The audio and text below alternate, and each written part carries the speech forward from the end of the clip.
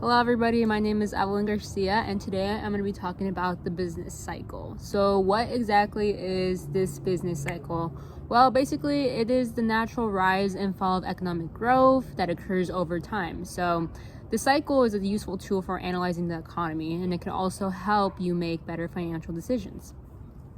The business cycle can also be defined as the downward and upward fluctuations of gross domestic product, also known as GDP, along its natural growth rate over a long period of time. And some alternate names for the business cycle include trade cycle or economic cycle. So how does the business cycle actually work? Well, the duration of a business cycle is a period of time containing a single boom and contraction in sequence. So the time it takes to complete the sequence is often referred to as the length of the business cycle. So within each business cycle, there are 4 phases. There's expansion, there's peak, there's contraction, and trough.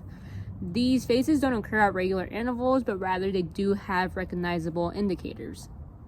Beginning with expansion, and expansion is between the trough and the peak, and this is where the economy is increasing. The GDP, which measures economic output, is increasing within expansion. So the GDP growth rate is usually in the healthy 2% to 3% range. Unemployment reaches its natural rate of 3.5 to 4.5%.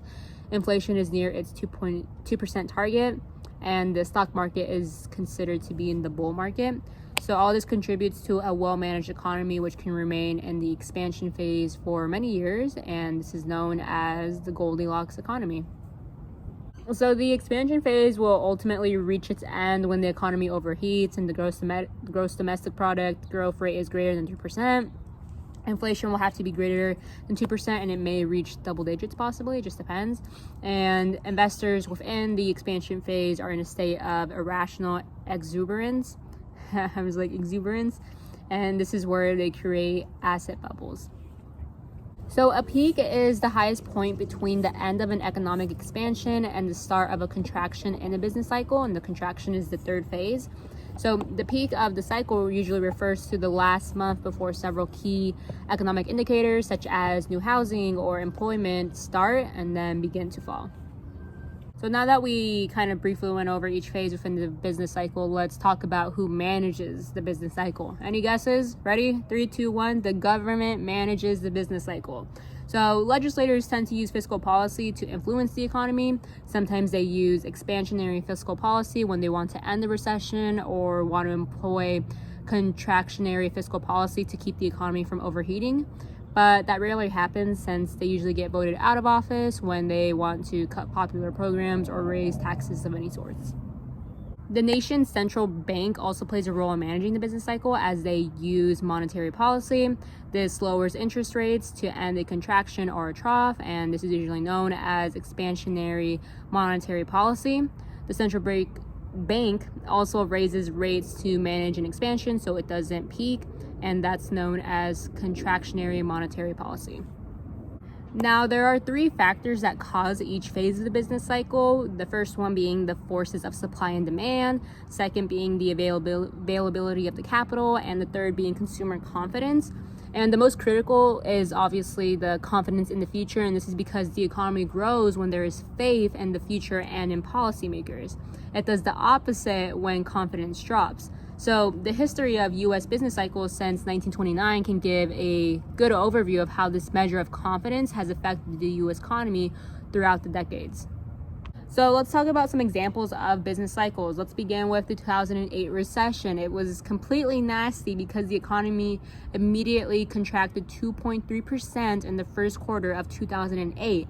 And when it rebounded 2.1% in the second quarter, everyone throughout the downturn was over. But it contracted another 2.1% in the third quarter before plummeting 8.4% in the fourth quarter. The economy received another hit to the stomach in the first quarter of 2009 when it contracted a brutal 4.4%. In 2008, the unemployment rate rose from 4.9% in January to 7.2% by December. Now, the trough occurred at the end of second quarter of 2009, according to the National Bureau of Economic Research. The gross domestic product, the GDP, only contracted by 0.6%, and the unemployment, though, did rise to 9.5% because of its lagging nature.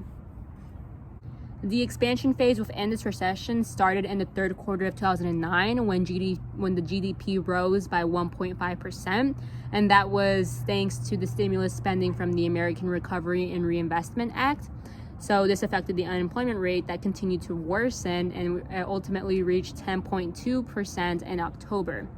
4 years within the expansion phase, the unemployment rate was still above 7%, and that was all due to the fact that the contraction phase was so harsh. And the peak that preceded the 2008 recession occurred in the third quarter of 2007, so this led to the GDP growth to increase to 2.2%. Another example of the business cycle is after World War I, the government became much more involved in managing the economy. Government spending and taxes as a fraction of GDP rose substantially in the 1920s and 1930s, and the Federal Reserve was established back in 1914. Now, the period between these two world wars was one of extreme volatility. The declines in industrial production and the recessions of 1920, 1929, and 1937 were larger than in any recessions in the pre-World War I and post-World War II periods. And a key factor in these extreme fluctuations was the replacement by the 1920s of some of the private sector institutions that had helped the U.S. economy weather pre-war fluctuations with government institutions that were not yet fully functional. Now, speaking a little bit on the recessions in the early post-war era were of roughly the same average severity as those before World War I, although they were somewhat less frequent than in the earlier period and were more consistently of moderate size. The decreasing frequency of downturns reflect progress in economic policymaking. So, for example, the Great Depression brought about large strides in the understanding of the economy and the capacity of the government to moderate cycles. So within the Great Depression, that's where the Employment Act of 1946 was mandated that the government use tools at its disposal to stabilize output and employment. And because of this, the economic policy since World War II has basically counteracted some shocks and hence prevented some recessions from occurring.